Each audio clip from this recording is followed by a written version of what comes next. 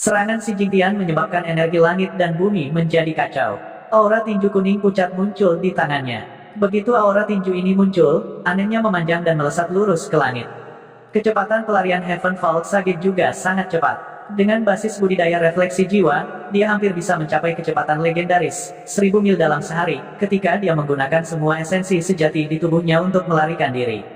Kecepatan ini sangat mengejutkan. Dalam sekejap mata, Heavenfall Sage telah menjadi titik hitam kecil di langit.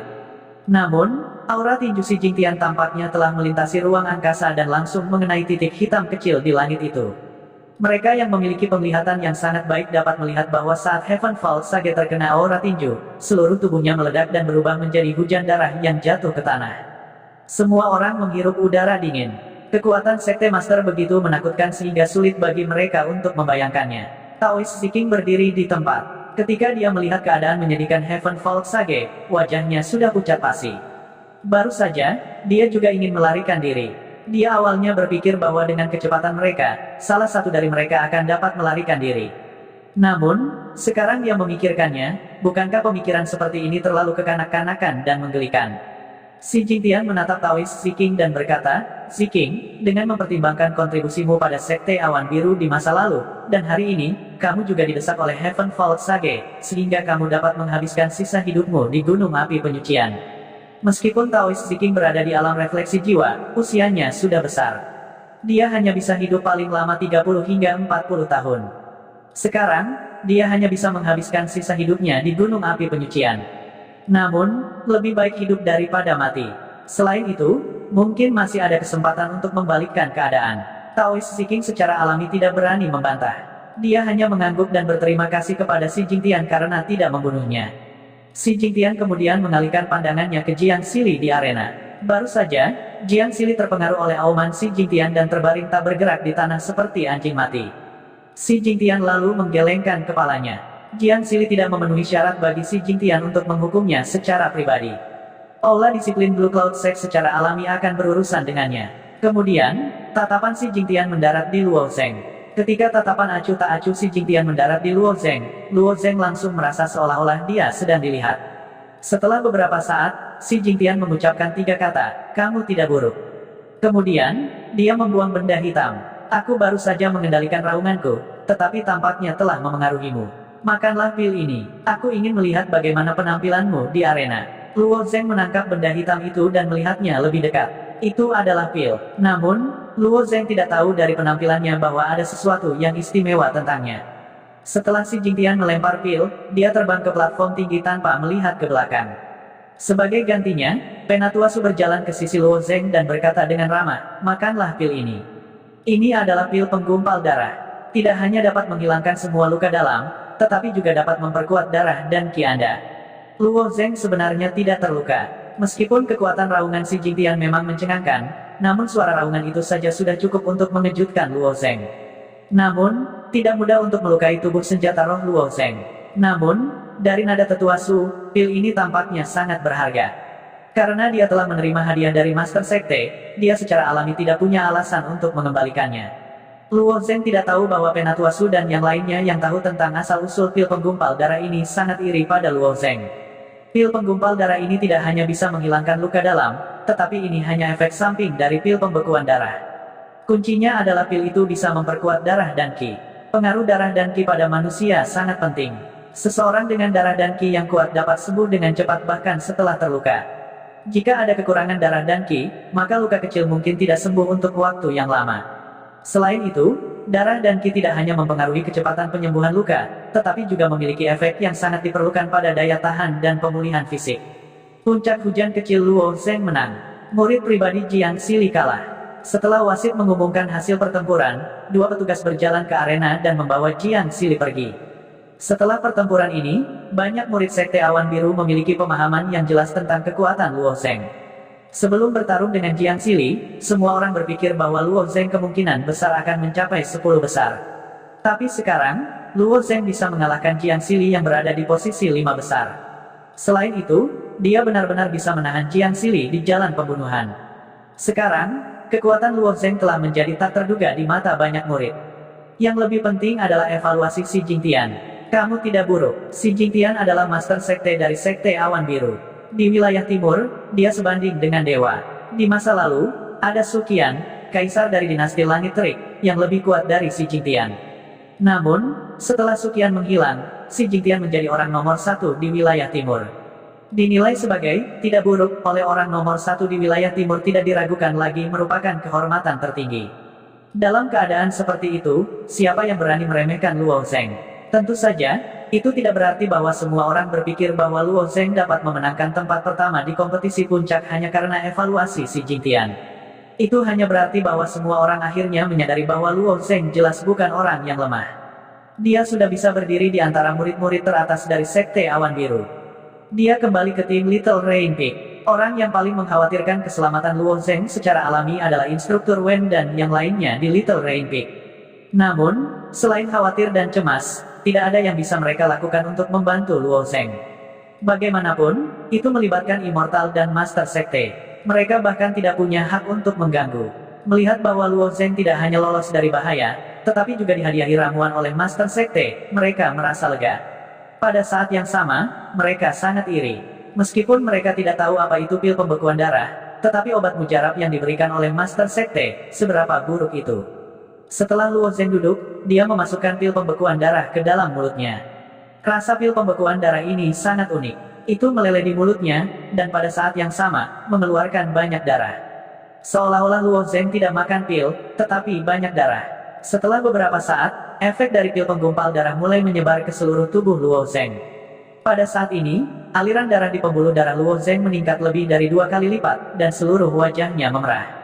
Pil pembekuan darah dapat meningkatkan aliran darah, dan semakin cepat aliran darah, semakin besar efek positifnya pada tubuh. Saat efek pil meningkat secara bertahap, Luo Zheng merasa seolah-olah setiap pembuluh darah di tubuhnya terbakar.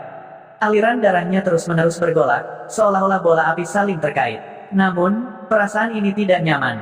Sebaliknya, itu membuat Luo Zheng merasa sangat nyaman, seolah-olah seluruh tubuhnya memiliki energi yang tak ada habisnya. Saat Luo Zheng sedang bermeditasi untuk memurnikan pil penggumpal darah, tirai pertempuran di arena terangkat. Bagi banyak murid, upaya pembunuhan Luo Zheng oleh orang sempurna hanyalah selingan dalam kompetisi puncak. Bagi banyak murid, kompetisi puncak adalah hal yang paling penting. Saat kompetisi rotasi berlangsung, pertempuran di arena menjadi semakin intens. Pada saat ini, para murid dari 33 puncak juga bekerja keras untuk peringkat akhir.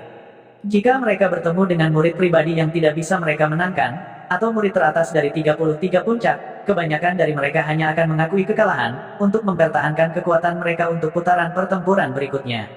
Tetapi jika mereka bertemu lawan yang setara dengan mereka, mereka akan menggunakan semua kekuatan mereka untuk mengalahkan lawan mereka. Di bawah pertempuran sengit seperti itu, potensi para murid terungkap satu demi satu. Setelah 7 hingga 8 putaran kompetisi rotasi, giliran Luo Zheng lagi sesuai dengan hasil undian. Namun, hakim yang mendukung pertempuran melihat Luo Zheng duduk di tanah, tampaknya masih menyempurnakan pil pembekuan darah. Hakim ragu sejenak. Bagaimanapun, pil pembekuan darah adalah hadiah dari pemimpin sekte. Pil yang begitu berharga harus benar-benar diserap. Membuangnya sedikit saja akan menjadi dosa besar. Oleh karena itu, hakim bertanya, Luo Zheng masih memperbaiki pilnya. Mengapa kita tidak melewatkan babak ini saja? Pada saat ini, Luo Zheng tiba-tiba membuka matanya dan berkata, tidak perlu. Tidak perlu melanggar aturan untukku. Tapi, hakim merasa bahwa dia berada dalam posisi yang sulit. Dia khawatir membiarkan Luo Zheng bertarung akan membuat pemimpin sekte tidak senang. Meskipun tidak mungkin bagi si Jingtian untuk berinteraksi dengan hakim, petunjuk biasa dari pemimpin sekte dapat menyebabkan hakim berada dalam masalah. Aku sudah benar-benar menyempurnakan pil pembekuan darah. Apalagi, tubuhku awalnya baik-baik saja. Kenapa aku tidak bisa bertarung di arena? Luo Zheng berkata dengan serius. Karena Luo Zheng telah mengatakannya, hakim merasa nyaman. Wajah tanpa ekspresinya menunjukkan sedikit senyuman. Kalau begitu, silakan pergi ke arena. Namun, saat Luo Zheng melangkah ke arena, orang yang berdiri di ujung lain arena berkata, saya mengaku kalah.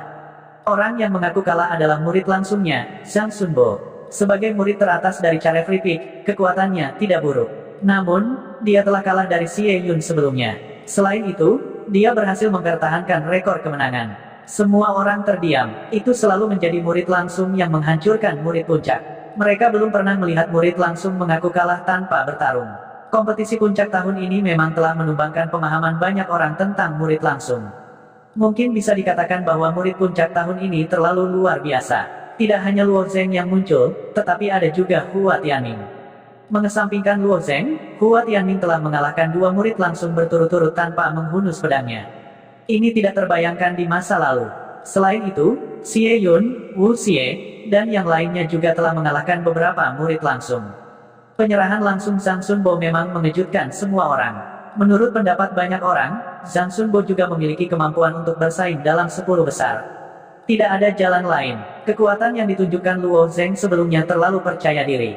Dia juga mahir dalam serangan jiwa. Bahkan Jiang Xili, yang telah mengolah jiwanya, tidak dapat menahan serangan jiwa Luo Zheng, apalagi dirinya sendiri. Seberapa sulitkah melatih jiwa seseorang? Kebanyakan prajurit tidak memiliki kesempatan. Dalam beberapa ronde pertempuran berikutnya, Luo Zheng naik ke panggung satu demi satu. Lawan yang ditemuinya pada dasarnya semua mengaku kalah. Oleh karena itu, Luo Zheng naik turun di arena. Mo Yuxin, yang berada di samping, mengalami depresi. Setelah begitu banyak putaran undian, masih belum gilirannya untuk bertemu Luo Zheng.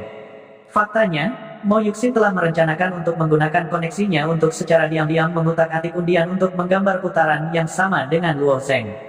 Namun, karena insiden dengan Jiang Xili, bahkan orang bodoh pun bisa menebak bahwa Jiang Xili melawan Luo Zheng sengaja diatur oleh dua orang sempurna.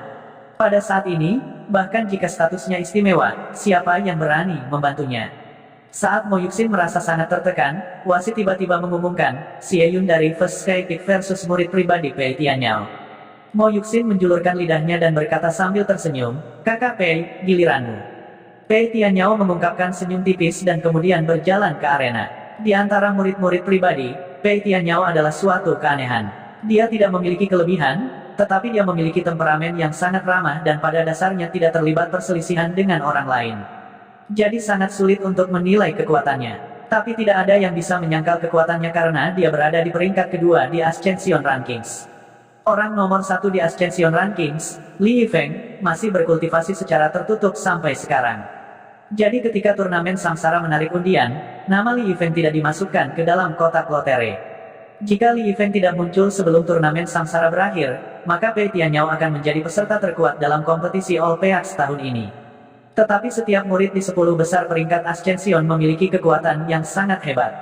Kekuatan para jenius ini meningkat dengan pesat, dan tidak ada dari mereka yang memiliki kepercayaan diri untuk mengalahkan lawan mereka dengan pasti. Partisipasi Pei Tianyao dalam pertempuran membuat banyak murid pribadi menghela nafas lega. Kinerja murid pribadi tahun ini benar-benar terlalu buruk. Bagaimanapun, murid pribadi adalah keberadaan yang mulia di tahun-tahun sebelumnya. Ketika datang ke tahun yang sedikit dilebih-lebihkan, bahkan sampai posisi pertama hingga ke-20 akan dimonopoli oleh para murid pribadi. Tapi tahun ini, legenda ini telah hancur, dan banyak murid pribadi berturut-turut dikalahkan oleh para murid dari 33 puncak. Perasaan kekalahan ini menyebabkan para murid pribadi yang awalnya dipenuhi dengan superioritas merasakan kesenjangan yang sangat besar, dan tingkat kesengsaraan di hati mereka terlihat jelas. Jadi, mereka sangat membutuhkan seorang murid pribadi untuk meningkatkan moral mereka, dan orang ini tidak lain adalah Pei Tianyao. Kakak Pei, kalahkan Xie Yun itu. Kakak senior Pei, berikan kehormatan bagi kita semua sebagai murid pribadi. Jika di tahun-tahun sebelumnya, apakah murid-murid pribadi harus mengatakan kata-kata seperti itu? Situasi telah berubah, jadi mentalitas mereka juga berubah. Murid-murid pribadi tiba-tiba menyadari bahwa banyak sosok tangguh yang entah kenapa muncul dari 33 puncak. Xie Yun berjalan dengan pedang di tangannya, dan sikapnya yang mengesankan seperti pelangi saat dia mempertahankan kemenangannya. Ketika dia melihat Pei Tianyao, dia berkata, saya sudah lama menantikan pertempuran ini. Apakah begitu? Pei Tianyao masih memiliki senyum tipis di wajahnya, dan dia tampak sedikit lemah lembut dan baik hati. Karena Li Yifeng belum datang, maka yang terbaik adalah memulainya denganmu. Biarkan para murid dari 33 puncak memahami bahwa yang disebut murid pribadi bukanlah sesuatu yang istimewa sama sekali. Xie Yun berkata sambil tersenyum. 3 tahun lalu, Xie Yun telah berulang kali dikalahkan oleh seorang murid pribadi. Selama 3 tahun terakhir ini, Xie Yun telah mengasingkan diri secara tertutup untuk mendapatkan kembali wajahnya di kompetisi puncak ini. Pei Tianyao mengangkat bahu, setuju dengan kata-kata Xie Yun. Saya juga berpikir bahwa seorang murid pribadi bukanlah sesuatu yang istimewa. Xie Yun menggelengkan kepalanya. Dia menggambar setengah lingkaran di udara dengan pedang harta karunnya. Kamu murid pribadi memiliki kesombongan yang terukir di tulangmu. Meskipun kamu mengatakan itu, kamu mungkin tidak yakin di hatimu. Tapi itu tidak masalah. Setelah pertempuran ini, aku akan memastikan bahwa kamu akan diyakinkan dalam hatimu, hati. Tepat saat Xie Yun selesai berbicara, Pei Tianyao mengangguk dan mengulurkan 3 jarinya. Kamu benar, mungkin aku benar-benar memiliki kesombongan di tulangku. Kesombongan ini memberitahuku bahwa aku hanya perlu 3 gerakan untuk berurusan denganmu. 3 jurus. Aku tahu Pei Tianyao sangat kuat. Sangat kuat, tapi mengalahkan Xie Yun dalam 3 jurus. Kamu membual, tidak mungkin. Xie Yun masih memiliki kemenangan beruntun. Perbedaan kekuatan antara dia dan Pei Tianyao tidak besar. Sulit untuk mengatakan siapa yang akan menjadi pemenangnya. 3 langkah. Saya tidak percaya. Jadi bagaimana jika dia peringkat kedua di daftar langit Azure? Mengalahkan Xie Yun dalam 3 langkah, murid pribadi ini benar-benar arogan. Jika dia tidak bisa mengalahkannya dalam 3 langkah, saya ingin melihat di mana Tan Tian Yao akan taruh wajahnya. Perselisihan internal di antara para murid dari 33 puncak sangat serius. Seringkali, beberapa puncak tidak menyukai satu sama lain. Tetapi setiap kali mereka menghadapi seorang murid pribadi, mereka akan segera menjadi sangat bersatu. Ketika Xie Yun mendengar kata-kata Pei Tianyao, dia langsung tertawa. Setelah tertawa, dia dengan dingin berkata, "Bagus. Karena seperti ini." Setelah berbicara, Xie Yun mengambil pedang di tangannya dan memimpin serangan. Pedang di tangan Xie Yun juga merupakan senjata roh tingkat tinggi. Tetapi pada bilah senjata roh tingkat tinggi ini, ada 2 kristal yang tertulis. Umumnya, senjata roh tingkat tinggi dengan 1 kristal tertulis sebanding dengan senjata abadi tingkat rendah. Tetapi kesulitan untuk menuliskan 2 kristal bahkan lebih besar. Kekuatan pedang ini sangat dekat dengan senjata abadi kelas menengah. Pisau tiran surga, gelombang 3 lapis. Dari tubuh Xie Yun, aura yang sangat ganas dan sombong terpancar keluar, dan kemudian Xie Yun tiba-tiba mengayunkan pedangnya. 3 pedang ki yang ganas, seperti ombak laut, menebas ke arah Pei Tianyao. Serangan Trilayered Wafes ini dibagi menjadi 3 bagian. Kekuatan gelombang pertama sudah sangat menakutkan. Gelombang kedua 2 kali kekuatan gelombang pertama, dan gelombang ketiga 2 kali kekuatan gelombang kedua. Setiap gelombang lebih kuat dari yang sebelumnya. Faktanya, teknik budidaya kelas surga Heaven's Tyrant Blade dapat dikembangkan menjadi gelombang 4 lapis, atau bahkan gelombang 5 lapis. Setiap gelombang tambahan tidak sesederhana menggandakan kekuatan. Karena Trilayered Wafes adalah serangan 6 lapis, maka 4-Layered Wafes sebenarnya adalah serangan 10 lapis. Namun, dengan kekuatan Xie Yun saat ini, dia hanya bisa menggunakan Trilayered Wafes. Tetap saja, ini sudah cukup bagi Xie Yun untuk menyapu seluruh kompetisi puncak. Menghadapi gelombang 3 lapis ini, wajah Pei Tianyao masih memiliki senyum tipis, tanpa ekspresi ekstra. Pada saat saber ki yang melonjak menenggelamkan Pei Tianyao, sebuah hantu tiba-tiba muncul di tubuhnya. Itu adalah bayangan lonceng raksasa. Semua orang tiba-tiba mendengar 6 suara bel yang renyah dan merdu. Ini adalah suara gelombang 3 lapis yang mengenai kanopi lonceng emas Pei Tianyao. Setiap orang memiliki esensi sejati pelindung, tetapi untuk memadatkan esensi sejati mereka menjadi kanopi lonceng emas yang dapat menahan serangan pembangkit tenaga listrik seperti Xie Yun, mungkin hanya Pei Tianyao saja yang bisa melakukannya. Aku menggunakan kanopi lonceng emas. Ini juga 1 gerakan. Aku masih punya 2 gerakan lagi, kata Pei Tianyao ringan. Wajah Xie Yun tenggelam. Pei Tianyao ini jelas memandang rendah dirinya.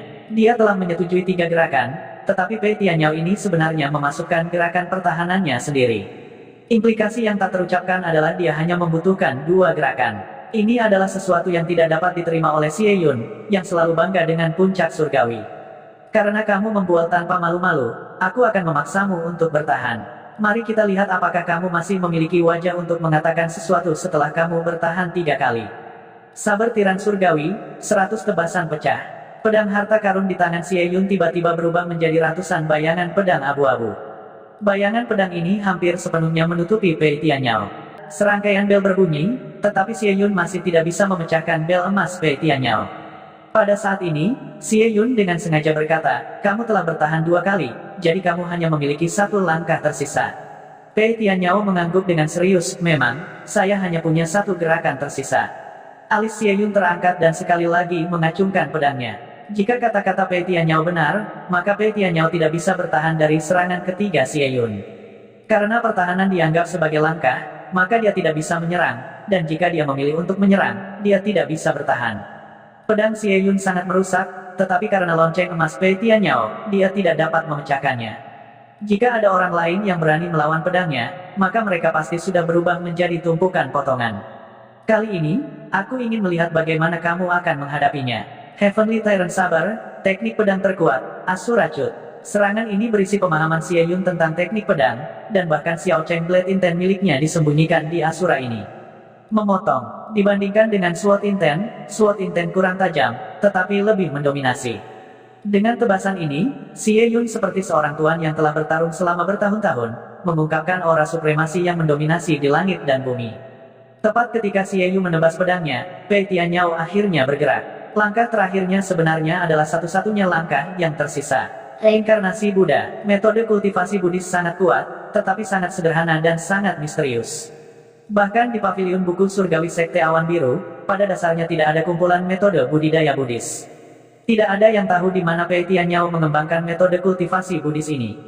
Pei Tianyao mengatakan 3 gerakan, tetapi sebenarnya, dia hanya menggunakan Golden Bell Shield untuk menahan 2 gerakan Xie Yun. Bahkan, dia hanya bermaksud menggunakan 1 gerakan untuk menyerang. Reinkarnasi. Buddha dalam agama Buddha, orang memiliki reinkarnasi. Setelah kematian, orang tidak menghilang, tetapi bereinkarnasi di 6 jalan. Ke-6 jalan ini adalah jalan surgawi, jalan manusia, jalan asura, dan 3 jalan jahat neraka, jalan hantu lapar dan jalan binatang. Pada saat ini, sisi Pei Tianyao tiba-tiba naik 6 bola emas. Cangkang bola-bola kecil ini berwarna emas, tetapi permukaan bola-bola kecil itu diukir dengan garis yang berbeda. Ke-6 bola kecil ini mewakili dunia dalam 6 jalur. Ini juga karena basis kultivasi Pei Tianyao masih dangkal, jadi bola-bola kecil ini masih dalam kondisi ini. Jika basis kultivasinya terus mendalam dan reinkarnasi Buddha tercapai, 6 dunia kecil yang berbeda akan dihasilkan dalam bola-bola kecil, seperti ruang di cincin Sumeru. Namun, tidak ada makhluk hidup di cincin Sumeru, tetapi 6 bola kecil ini adalah dunia 6 jalur yang sebenarnya. Tentu saja, jika 6 bola kecil ini benar-benar dapat menghasilkan 6 dunia kecil, maka kekuatan Pei Tianyao tidak akan terbayangkan. Setelah bola-bola kecil ini muncul, mereka mulai berputar dengan cepat. Dengan rotasi bola-bola kecil itu, pusaran air terbentuk di depan Pei Tianyao. Metode kultivasi Pei Tianyao terlihat biasa saja, seolah-olah tidak ada yang istimewa darinya. Bahkan jika itu adalah reinkarnasi Buddha, itu hanya menghasilkan pusaran air. Selain itu, pusaran air terlihat sangat lembut dan tidak mencolok. Namun, ini adalah kasus dengan metode kultivasi Sang Buddha. Itu terlihat lembut dan biasa, tetapi tidak ada yang bisa menyangkal kekuatannya.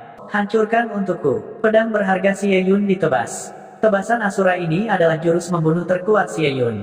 Dalam pertempuran sebelumnya, dia tidak pernah menggunakannya, karena orang-orang itu tidak memenuhi syarat baginya untuk menggunakan jurus ini. Xie Yun tidak bodoh. Meskipun dia sombong, dia tidak bisa mengabaikan kekuatan Pei Tianyao. Gelar kedua Blue Cloud Sect tidak sia-sia. Adapun yang pertama dari Blue Cloud Sect, Li Yifeng, dia adalah monster yang tidak normal. Oleh karena itu, Xie Yun menggunakan kekuatan penuhnya saat ini. Bahkan seekor singa akan menggunakan kekuatan penuhnya untuk menangkap seekor kelinci. Belum lagi, Pei Tianyao sepertinya lebih kuat dari singa untuk Xie Yun.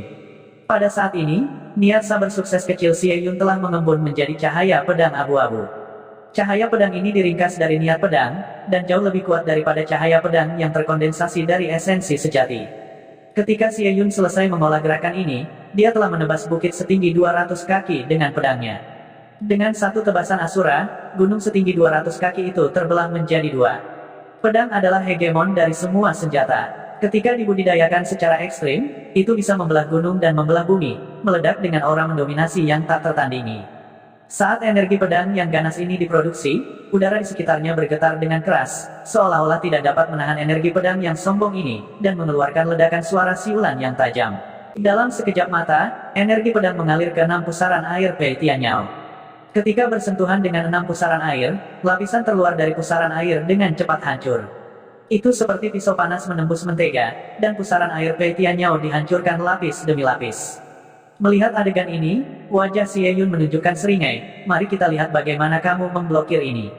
Xie Yun merasa bahwa dia telah menang. Karena Pei Tianyao membual, dengan statusnya, dia secara alami akan mematuhinya. Jika Pei Tianyao mengaku kalah karena kesepakatan 3 jurus, maka Xie Yun akan mendapat keuntungan besar. Karena jika Pei Tianyao terus bertarung, Xie Yun tidak akan terlalu percaya diri. Tapi segera, senyum Xie Yun membeku di wajahnya. Saat Asura Cut Xie Yun semakin dalam dan semakin dalam, kecepatannya berangsur-angsur melambat. Sejak awal, itu seperti pisau panas yang menembus mentega, tetapi sekarang, menjadi sulit untuk bergerak maju dan langsung mandek di tengah pusaran air. Saber Kiku telah disegel. Metode macam apa ini? Wajah Xie Yun menunjukkan ekspresi ngeri. Entah itu True Essence atau Blade Intent, mereka semua dikendalikan oleh Xie Yun. Tapi pada saat ini, dia menemukan bahwa miliknya pedang Qi dengan mudah diambil oleh Pei Tianyao. Pei Tianyao tanpa ekspresi, dia hanya mengulurkan tangannya dan menunjuk ke pusaran air di depannya. Pusaran air di depannya tiba-tiba berputar ke arah yang berlawanan, dan kecepatan putarannya adalah sangat cepat. Dan Asura Cut yang sangat kental, yang dipenjara di pusaran air, juga terus berputar bersama dengan pusaran air. Xie Yun hanya mendengar getaran keras di udara, dan Asura Cut terbang ke arahnya. Ini Asura Cutku, itu benar-benar menebasku. Tidak, ini lebih kuat dari Asura Cut saya, Pei Tianyao ini.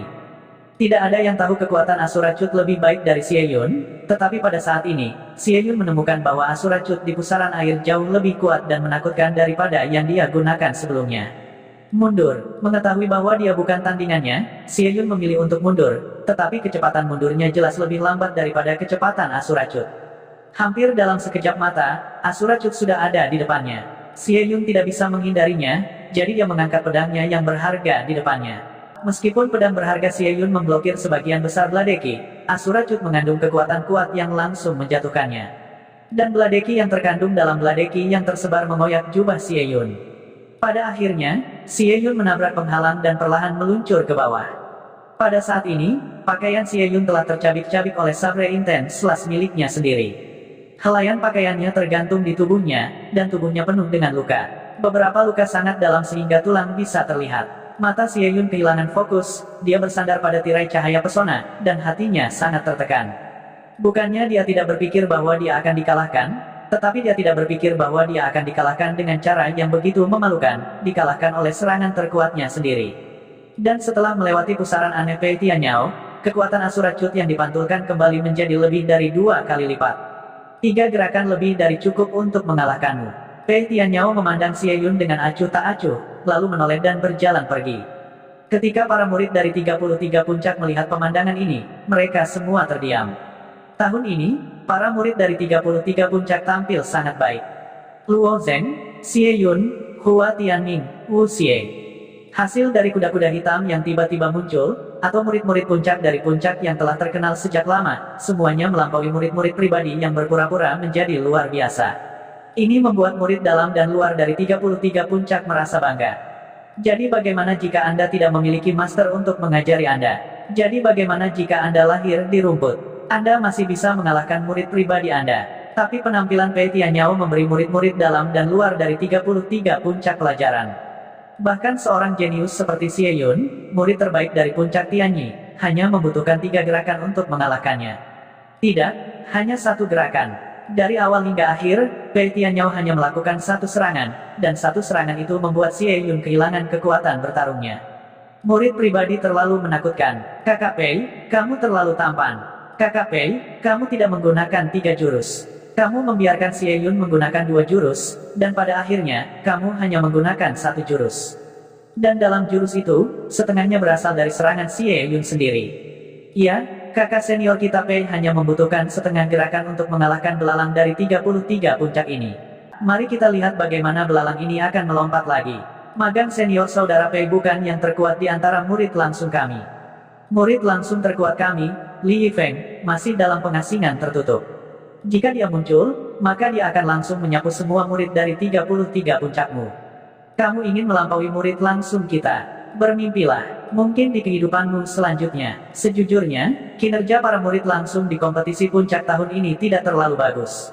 Banyak dari mereka telah disalahgunakan oleh para murid dari puncak. Misalnya, 3 murid langsung telah dikalahkan oleh Xie Yun, 2 telah dikalahkan oleh Wu Xie, dan mereka yang telah dikalahkan oleh Luo Zheng. Oleh karena itu, murid langsung juga menahan napas. Lagi pula, apakah itu dalam hal sumber daya atau bakat, mereka jauh lebih unggul dari para murid puncak. Mereka adalah elit dari elit Sekte Awan Biru. Seluruh Sekte Awan Biru hanya memiliki beberapa lusin murid langsung, tetapi murid dari puncak berjumlah ratusan ribu. Dalam situasi ini, mereka masih sepenuhnya disalahgunakan oleh para murid dari puncak. Ini adalah kehilangan muka yang besar. Untungnya, Pei Tianyao telah membantu mereka mendapatkan kembali wajah mereka dan membuktikan kekuatan para murid langsung. Akhirnya, para murid langsung bisa mengangkat kepala mereka tinggi-tinggi. Apa yang kamu teriakkan? Bukankah kamu hanya punya satu Pei Tianyao? Kami masih memiliki Hua Tianming, Luo Zheng, dan banyak jenius lainnya. Kami masih belum tahu siapa yang akan memenangkan tempat pertama di kompetisi puncak tahun ini. Mendengar kata-kata mengejek dari murid langsung, beberapa murid dari puncak akhirnya tidak bisa membantu tetapi melakukan serangan balik. Hahaha, Luo Zheng, yang di tahap kedua dari alam Xiantian. Hua Tianming, yang di puncak alam Xiantian. Apakah Anda hanya memiliki murid-murid yang layak untuk dibawa keluar? Apakah mereka lawan kita, kakak senior Pei? Bermimpilah. Murid langsung tidak ingin menyerahkan tanggung jawab dan membalas. Murid-murid dari puncak dan murid langsung mulai saling mengejek, dan cemoohan semacam ini segera meningkat menjadi pelecehan. Untuk perilaku seperti ini, para tetua dari Sekte Awan Biru dan wasit yang menjaga ketertiban tidak terlalu menghentikannya. Faktanya, seluruh Sekte Awan Biru seperti wadah untuk menyimpan jangkrik, membiarkan para murid bertarung satu sama lain, dan akhirnya mengolah seniman bela diri yang paling berbakat dan kuat. Tentu saja, bagaimanapun juga, manusia bukanlah jangkrik, dan perjuangan di dalam Sekte Awan Biru bukanlah pembunuhan tanpa batas. Sebaliknya, seperangkat aturan yang masuk akal dibuat untuk midarah para murid secara maksimal, sehingga mereka dapat menunjukkan bakat terbesar mereka. Putaran pertengkaran dan pelecehan ini menjadi semakin intens. Tepat ketika sepertinya pertarungan akan pecah, dua tetua di langit datang terlambat dan melepaskan dua paksaan yang kuat, mengejutkan semua murid. Kalau sudah selesai berdebat, ayo kita lanjutkan pertarungan. Buktikan kekuatanmu bukan dengan kata-kata, tapi dengan tinjumu di arena. Hanya dua paksaan mengakhiri pertengkaran. Pada saat ini, apakah itu murid langsung atau murid puncak, semua ingin melawan dalam pertempuran di bawah. Setelah mendengar ini, Mo Yuxin akhirnya tersenyum. Dia memasuki arena dan menatap Luo Zheng sambil tersenyum. Aku sudah menunggu begitu lama. Akhirnya di sini, Luo Zheng, mari kita lihat di mana kamu bisa berlari kali ini. Luo Zheng memandang Mo Yuxin dan tersenyum tipis. Aku kebalikan darimu. Aku tidak menantikan pertempuran ini. Mengapa? Mo Yuxin bertanya. Karena aku tidak tahu apa yang harus kulakukan denganmu jika aku menang, kata Luo Zheng. Mo Yuxin sebelumnya menantang Luo Zheng. Jika salah satu dari mereka kalah, mereka akan berada di bawah kekuasaan pihak lain. Kau yakin bisa mengalahkanku? Kedua alis tipis Mo Yuxin terangkat dengan lembut.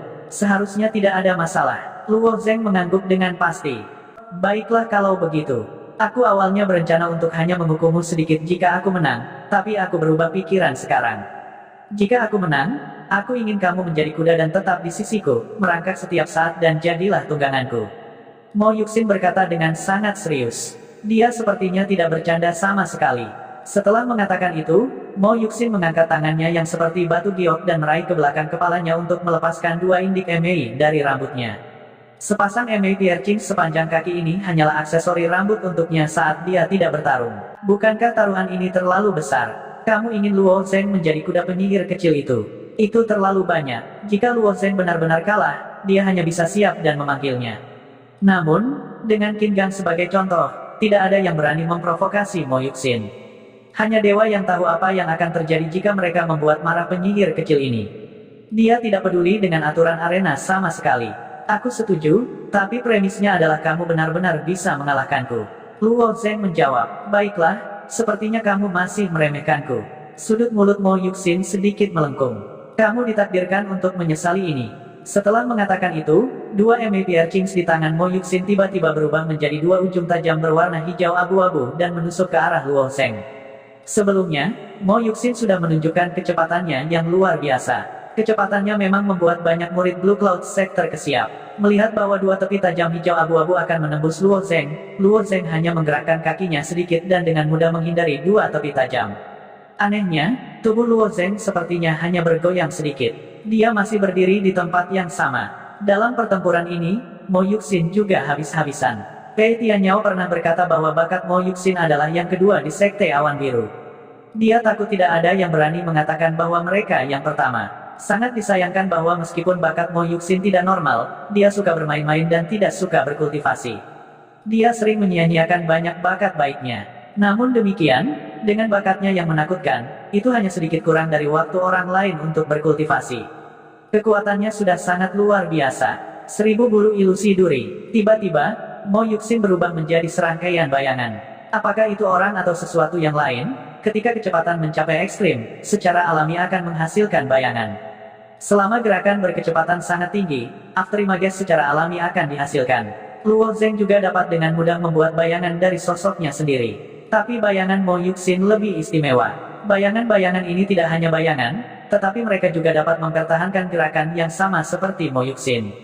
Ini, mata Luo Zeng sedikit menyipit. Lusinan bayangan muncul di sekitar Luo Zeng dalam sekejap. Setiap bayangan adalah Mo Yuxin, dan setiap Mo Yuxin memegang Eme Piercer, menusuk Luo Zeng dengan pisau hijau abu-abu.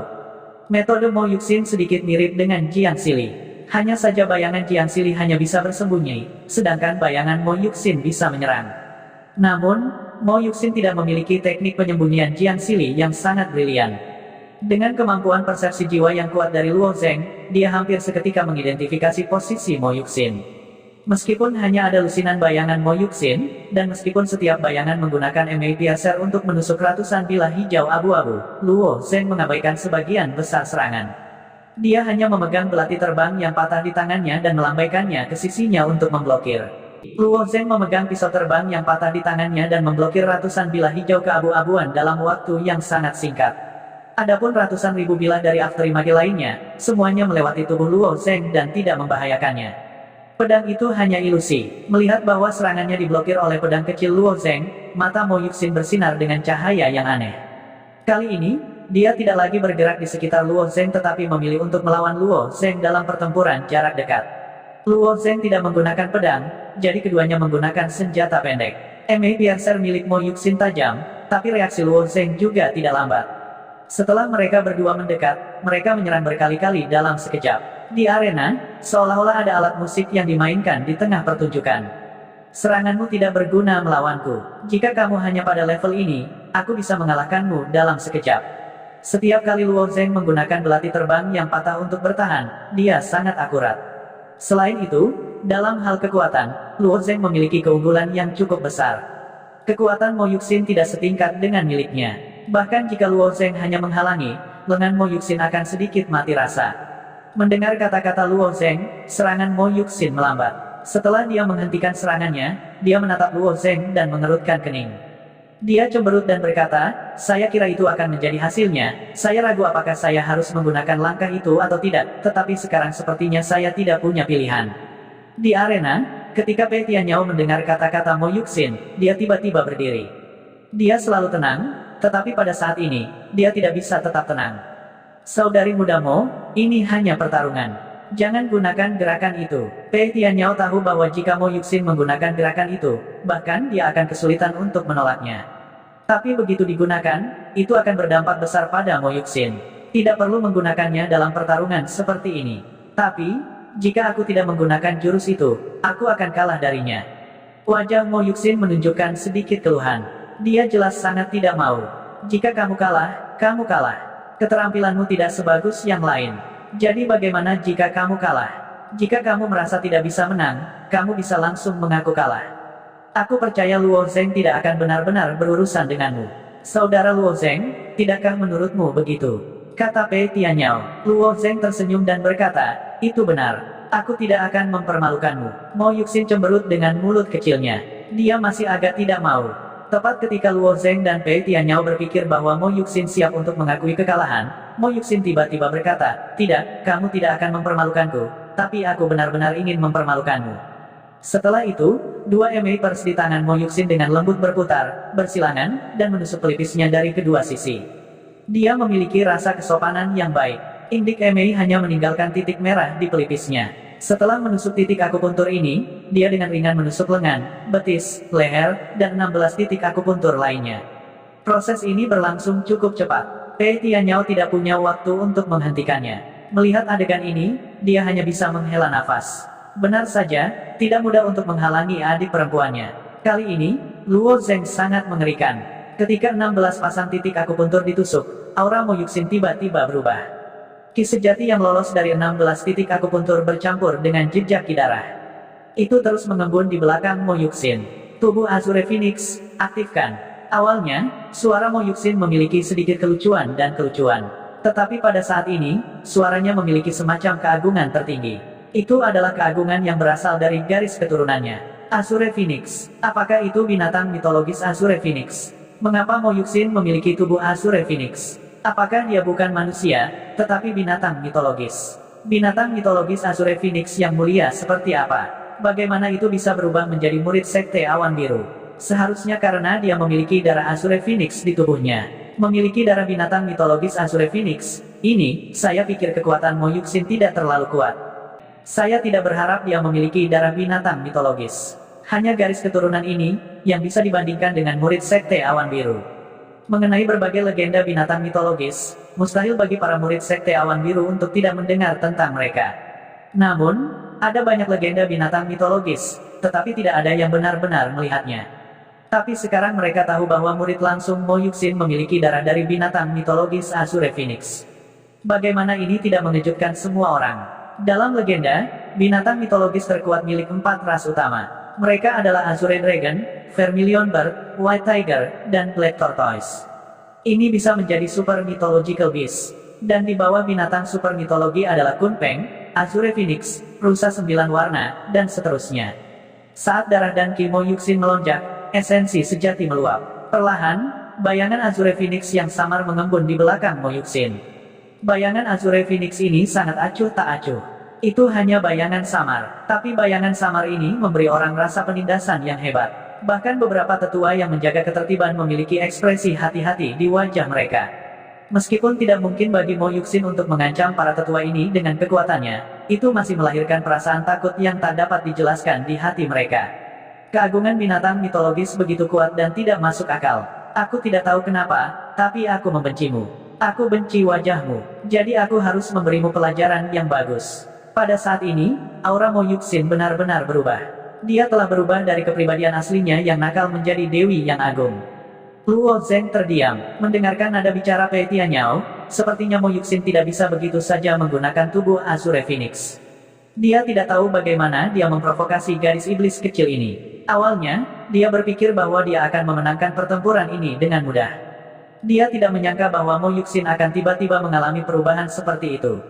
Setelah transformasinya, auranya yang mengesankan menekan Luo Zeng. Luo Zeng hampir tidak bisa bernapas. Sepertinya aku harus serius. Memikirkan hal ini, Luo Zeng mengeluarkan Flowing Light Sword dari cincin spasialnya. Mo Yuxin ramping dan anggun, berdiri di tengah medan perang. Di belakangnya, hantu Luan Biru menjulang. Di bawah tekanan besar, dia seperti dewi yang tinggi dan perkasa. Sosok cantik dan tak tertandingi itu membuat orang tidak bisa memandangnya secara langsung.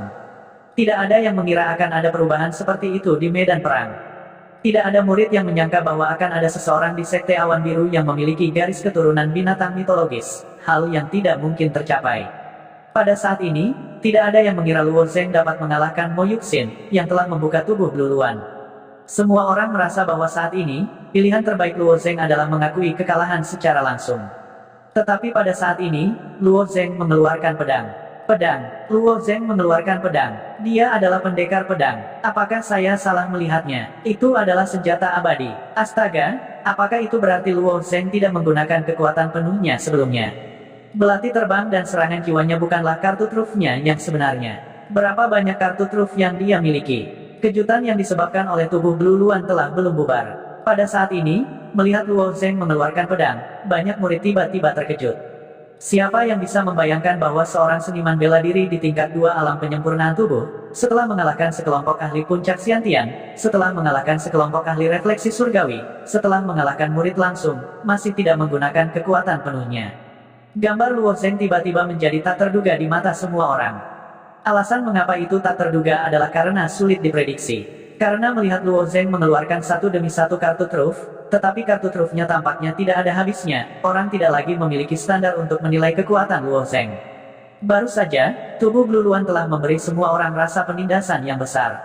Mereka berpikir bahwa Luo Zeng pasti akan kalah, tetapi pada saat ini, gambar Luo Zeng yang tak terduga membuat tebakan semua orang goyah. Terlalu abnormal, pria dan wanita di atas panggung telah mencapai ketinggian yang banyak dari mereka tidak akan pernah bisa capai seumur hidup mereka. Hua Tianming, yang diam-diam menonton pertempuran, menatap Luo Zeng dengan mata seperti dua pedang tajam. Pada saat ini, matanya juga dipenuhi dengan keinginan untuk bertarung. Hua Tianming dan Luo Zeng sangat mirip. Mereka berdua adalah kuda hitam yang muncul entah dari mana. Keduanya mampu menantang mereka yang memiliki tingkat kultivasi lebih tinggi dari mereka, tetapi Luo Zheng lebih teliti, secara langsung menantang para pembudidaya tahap Dewa Refleksi dengan kekuatan seorang pembudidaya tahap kedua Xiantian. Hua Tianming, di sisi lain, tampaknya sedikit lebih lemah dibandingkan. Namun, Hua Tianming adalah seorang pendekar pedang, tetapi sampai sekarang, tidak ada yang bisa memaksanya untuk menghunus pedangnya. Dari titik ini, dapat dilihat bahwa Hua Tianming tidak kalah menakutkan dari Luo Zheng. Sejak Hua Tianming melihat langkah pedang Luo Zheng, dia tertarik pada Luo Zheng, dan sangat ingin berdebat dengannya. Sayangnya, surga tidak berpihak pada mereka, dan mereka berdua telah menarik undian sepanjang turnamen. Tapi sekarang, melihat Luo Zheng menghunus pedangnya, Hua Tianming menyadari bahwa kemampuan Luo Zheng untuk menggunakan sword steps bukanlah suatu kebetulan. Dia adalah seorang pendekar pedang, dan dia juga telah memahami kehendak pedang. Bahkan jika seseorang memahami maksud pedang, itu bukanlah sesuatu yang bisa dikuasai dalam waktu singkat. Hua Tianming mengetahui hal ini dengan sangat baik. Setelah dia memahami maksud pedang, dia menghabiskan 3 bulan berlatih langkah pedang. Namun, Luo Zheng mampu menguasai langkah pedang dalam waktu sesingkat itu ketika dia melihatnya menggunakannya. Orang jenius selalu bangga, meskipun Hua Tianming tidak pernah berpuas diri, dia masih sangat bangga. Meski begitu, dia harus mengakui bahwa bakat Luo Zheng memang terlalu menakutkan. Baiklah, sepertinya kita harus bertarung di kompetisi puncak. Aku menantikannya. Hua Tianming menarik napas dalam-dalam dan berpikir sendiri. Di platform tinggi, Si Jingtian terkekeh dan berkata, Mo Yuxin, gadis ini benar-benar nakal. Mengaktifkan tubuh Qianluan menghabiskan banyak energinya, dan dia benar-benar mengaktifkannya di arena. Gadis ini benar-benar terlalu banyak, tapi aku tidak menyangka Mo Yuxin mengaktifkan tubuh Qianluan akan benar-benar memaksa Luo Zheng untuk menggunakan kartu asnya. Dia benar-benar bisa menggunakan pedang. Mari kita lihat seberapa jauh dia memahami pedang kehendak. Arena untuk sementara waktu sebelum berkata, aku benar-benar menjadi tua. Tanpa sadar, Sekte Awan Biru telah menghasilkan begitu banyak jenius dari generasi muda. Ini adalah berkah Sekte Awan Biru kami. Yah, Penatua Su, jika tubuh Qianluan gadis itu melawan pedang Luo Zheng, menurutmu siapa yang akan menang? Elder Su mengerutkan kening dan berpikir sejenak sebelum berkata, karena Luo Zheng bersedia menghunus pedangnya saat ini, pedang ini pasti salah satu kartu trufnya. Jika tidak, dia tidak akan memilih untuk menghunus pedangnya saat ini. Dia mungkin juga menggunakan metode pertempuran sebelumnya. Namun, bahkan jika Luo Zheng telah memahami kehendak pedang, masih akan terlalu sulit baginya untuk mengalahkan Mo Yuxin, yang memiliki tubuh Qianluan. Saya tidak berpikir Luo Zheng akan menang. Betulkah? Si Jingtian melihat ke arena dan berkata, berdasarkan deduksi biasa, memang begitu. Tubuh Qianluan Mo Yuxin masih sangat lemah, tetapi dalam keadaan mencerminkan jiwa, saya khawatir dia tidak akan bisa melakukannya, temukan lawan. Namun, saya tidak tahu mengapa, tetapi saya merasa Luo Zheng masih akan menciptakan keajaiban. Jika keajaiban sering terjadi, maka itu bukan keajaiban lagi. Tetua Su tidak setuju dengan kata-kata pemimpin sekte. Luo Zheng telah menciptakan terlalu banyak keajaiban. Tidak ada yang bisa terus menjadi keajaiban sampai akhir. Kata-kata Tetua Su masuk akal, jadi Si Jingtian tidak membantahnya. Dia hanya berkata, jika itu masalahnya, maka mari kita lihat dengan tenang. Pedang perak yang bersinar ditempatkan secara horizontal di dada Luo Zheng, dengan ujung pedang mengarah ke tanah. Dia tiba-tiba berkata kepada Mo Yuxin, sebelum kita mulai, aku punya pertanyaan. Mengapa kamu sangat membenciku? Luo Zheng tidak suka perasaan dibenci, terutama oleh kecantikan yang kuat. Pada saat yang sama, dia merasa telah dirugikan. Dia tampaknya tidak melakukan sesuatu yang buruk atau penuh kebencian, bukan?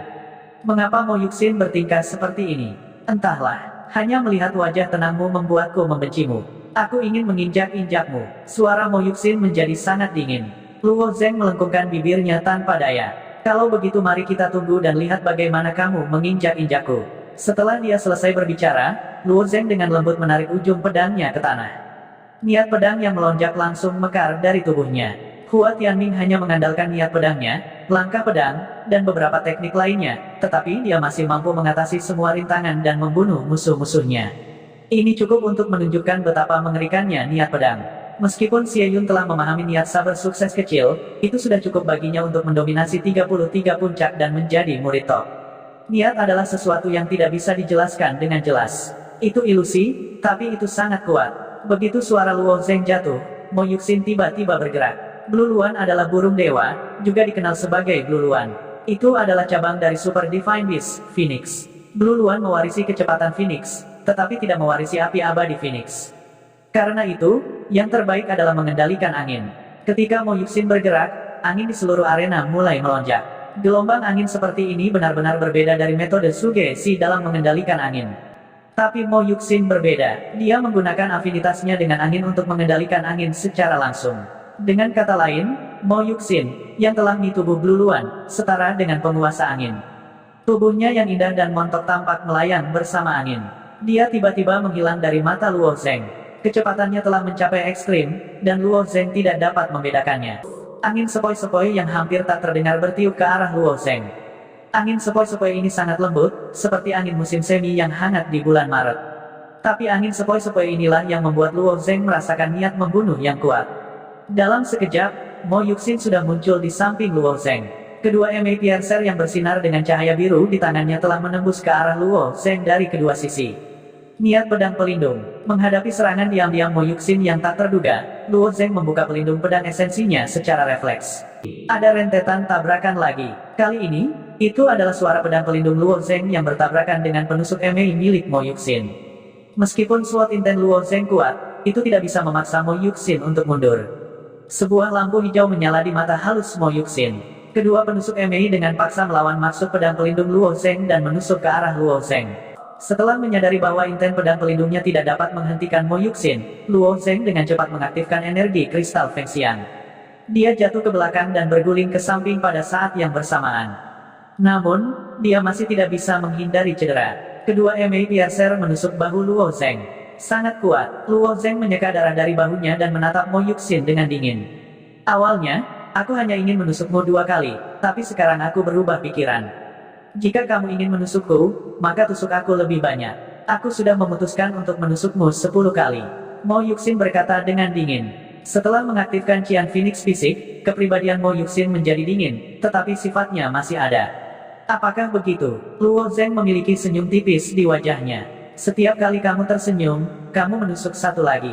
Tidak ada gunanya mengakui kekalahan. Sekarang, jam 11. Mo Yuxin berkata dengan dingin. Masih menaikkan harganya. Luo Zheng mengangkat alisnya dan mengabaikan peringatan Mo Yuxin. Dia terus menunjukkan senyum yang dibenci Mo Yuxin. 12. Kamu bisa menusukku sebanyak yang kamu mau. Selama kamu memiliki kemampuan. Luo Zheng tiba-tiba mengangkat Flowing Light Long Sword di tangannya dan mengambil posisi berdiri.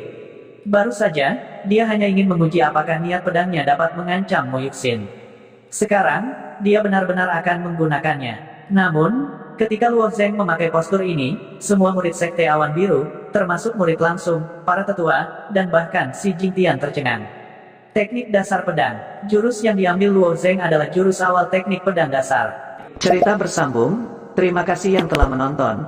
Jangan lupa like, comment, and subscribe, karena subscribe itu gratis.